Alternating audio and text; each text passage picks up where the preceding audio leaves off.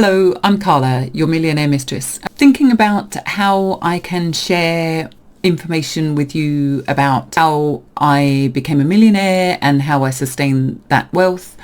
I thought I would share with you the top 3 books that I read when I was younger, and some of them have been updated since, which you would expect, but ultimately the theories in those books withstand the test of time and are still relevant today if you were choosing to become a millionaire. And we're not just talking about getting rich and being rich for 2 years and losing it the next day. We're talking about how do you create long-term intergenerational wealth, ultimately. So my first book that I would like to share with you is The Millionaire Mind by Thomas J. Stanley, PhD. I love it. I read it when I was much younger and I've kept this original copy, and you can see I'm really annoying. Some people will love this, some people will hate it.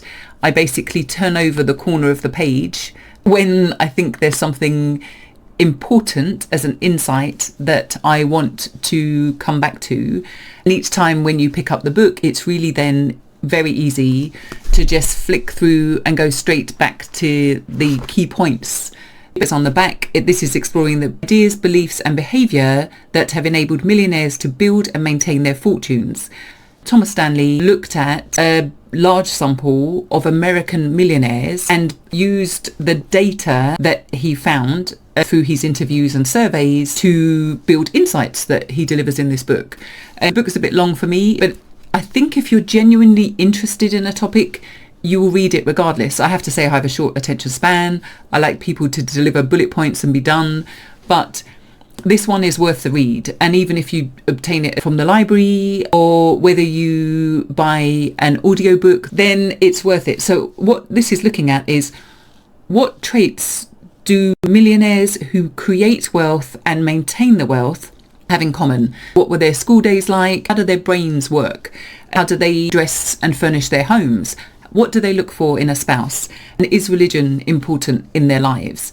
At this point is one of the reasons why I kept reading and rereading this book, which was actually people became millionaires even just by owning a scrap metal yard or other really simple businesses that are just bread and butter money.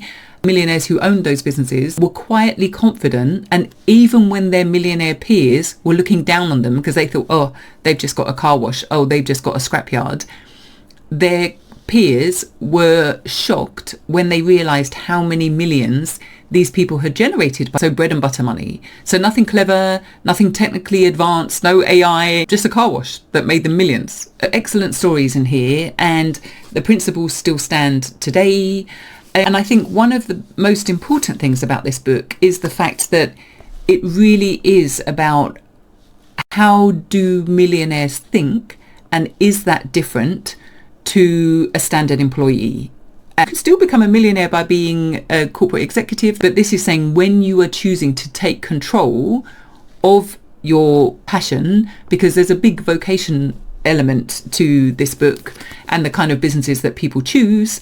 I think you might find it interesting, but definitely worth a read, even if you cheat and go to somewhere like Blinkist, which is a website that provides short synopses, so short summaries of important books. This is a best-selling book. I definitely think The Millionaire Mind, Thomas J. Stanley, is one to look at. So let's have a look at the next book. My number 2 book, and I would say this gets into the top 3 only because I made quite a bit of cash from property in the UK. So my next book is How to Make a Million from Property, which is by Gary McCausland. And it's a fairly straightforward book. Again, you will see my turning over of the pages. And also in the back, it has a CD. This book for me is interesting because it talks about how can you create wealth in a rising and falling property market. And one of my big bugbears about the millionaire mentors is the fact that they continually pretend that principles that work in a rising market will work in a falling market. And it really irritates me because you have to remember the property mentors who are charging you £10,000 or £12,000 for a course, A, they just want your money, and B, they just want your money. They don't care whether you are financially successful and whether you have the ability or the mindset or the knowledge to maintain that. They care about taking your cash, pushing their builders, accountants, estate agents, letting agents, all of their crews on you so that those people remain gainfully employed. They do not care about your personal success. You should care about your personal success. This is a really simple book, and it's for people with a property developer mindset. This guy is pretty no nonsense, and he gives you things that you need to think about. He also gives you like a brief project plan. The most important thing is you are understanding how other people have become successful so that you can mimic it or produce your own version of success.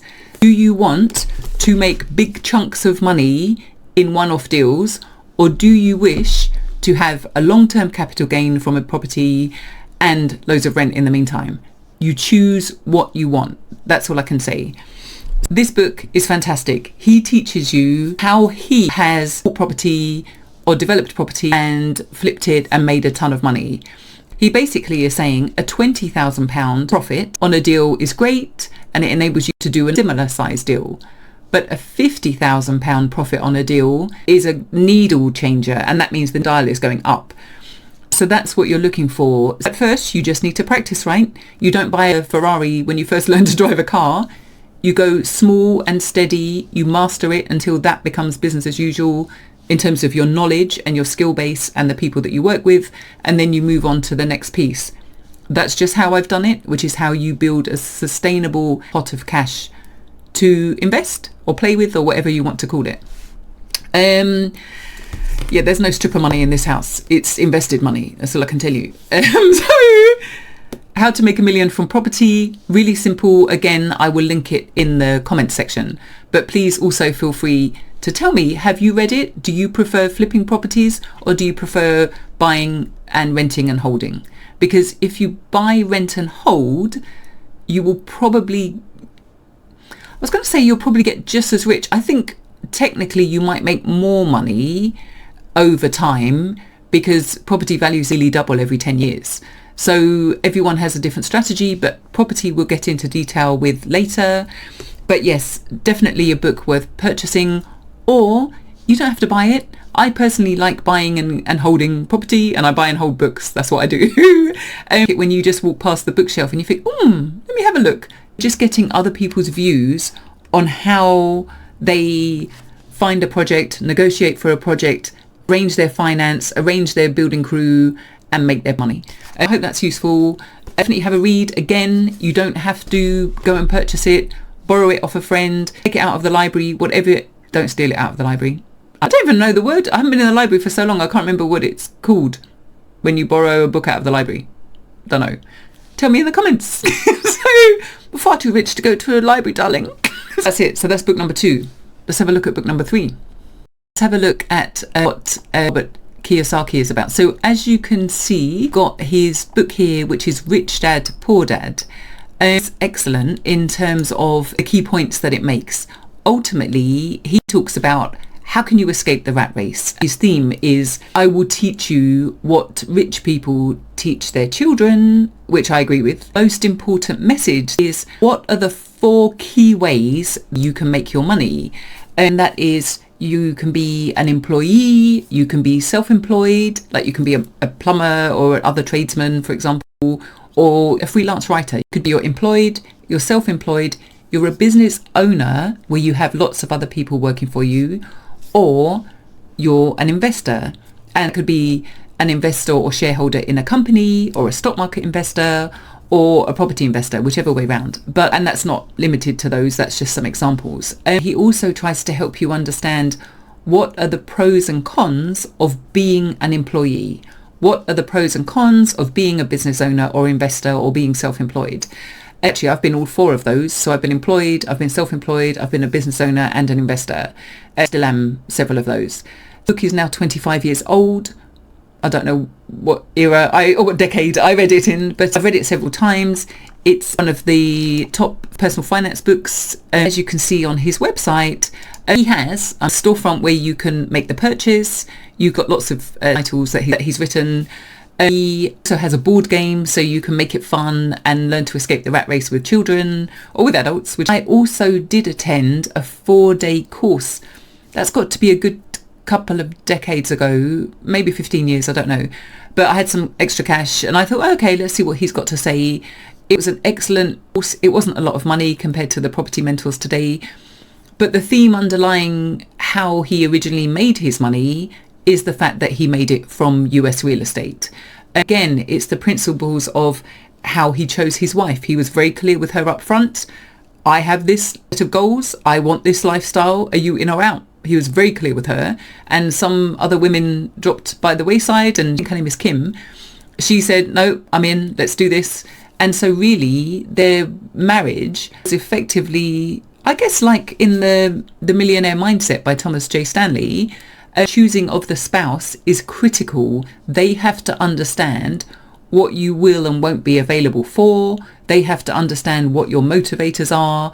And choosing a partner, you choosing someone who absolutely has got your back while you're going down this road, or are you being burdened with someone who doesn't want to get off their arse but wants the lifestyle?